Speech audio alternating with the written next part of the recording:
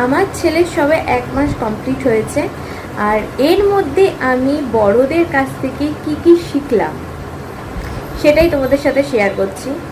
প্রথম আমি শিখেছি হচ্ছে বাচ্চার জামা কাপড় কিন্তু একদম মুড়িয়ে মানে ধুয়ে মোড়াতে নেই আর কি, মোচড়াতে নেই। বেশি মোচড়ালে নাকি বাচ্চাও মোচড়ায়, এটা হচ্ছে প্রথম আমি শিখেছি। দ্বিতীয় আমি শিখেছি হচ্ছে আমি যা খাবো, আমি মানে আমার কিছু হলে আমার বাচ্চার হয়ে যাবে, আমার যদি গ্যাস হয় মানে সেটা আমার বাচ্চারও হবে এগুলো। তৃতীয় আমি শিখেছি হচ্ছে বাচ্চার নাক কিন্তু সবসময় এরকম করে মালিশ করতে হবে। আমার ঠাকুমাও হয়তো ছোটোবেলায় আমার নাক নিয়ে অনেক টানাটানি করেছে, কিন্তু বিশ্বাস করো আমার নাক কিন্তু আমার বরের নাকের মতো হয়নি। আমার বরের নাক হচ্ছে আরও টিকালো, তো ওর ঠাকুমা মানে আরও বেশি মালিশ করেছে, ওর জন্য হয়তো ওর নাক টিকালো। তো আমার নাক এরকমই। আর মালিশ করলে নাকি বাচ্চার নাক খুব ভালো হয়, একদম মানে এরকম চোক্কা হয়ে যায়। যাই হোক, এটা শিখেছি। আরেকটা শিখেছি হচ্ছে বাচ্চাকে কিন্তু সদ্য হওয়ার পরেই মধু খাওয়াতে হয়, আর কানেও মনে হয় মধু দিতে হয়, কারণ মানে মুখে মধুর কথা বলবে আর কানে মধুর কথা শুনবে। এই জন্য বাচ্চাকে কিন্তু 6 ষষ্ঠীর দিন ন্যাড়া করে দিতে হয়, কারণ কি বলে আতুরের চুল নাকি কখনো রাখা উচিত না, সেটা খুব অপবিত্র আর কি।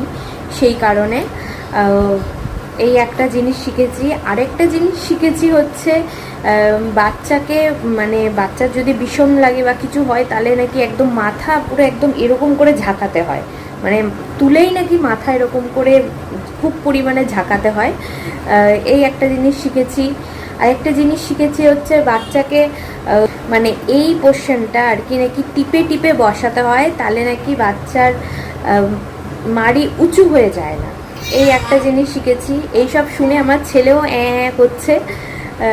আর একটা জিনিস শিখেছি হচ্ছে বাচ্চার কিন্তু একদম চোখে কাজল পুরো এরকম পরাতে হয়, তাহলে নাকি বাচ্চার চোখ একদম টানা খুব সুন্দর হয়। মাঝখানে আমার ছেলে জেগে গেছিলো, সেই কারণে ওকে একটু দেখলাম। যাই হোক, ও এখন আমার কোলে রয়েছে। তারপরে আমি আরেকটা জিনিস শিখেছি যে বাচ্চার পেট ব্যথা করলে কিন্তু বাচ্চাকে তালমিছরি, দুলাল ঘোষের তালমিছরি আর জল খাওয়াতে হয় তার সাথে। আর আরও একটা জিনিস শিখেছি, যেটা হচ্ছে বাচ্চা মাসি পিসির জামা কিন্তু অবশ্যই পরাতে হয়।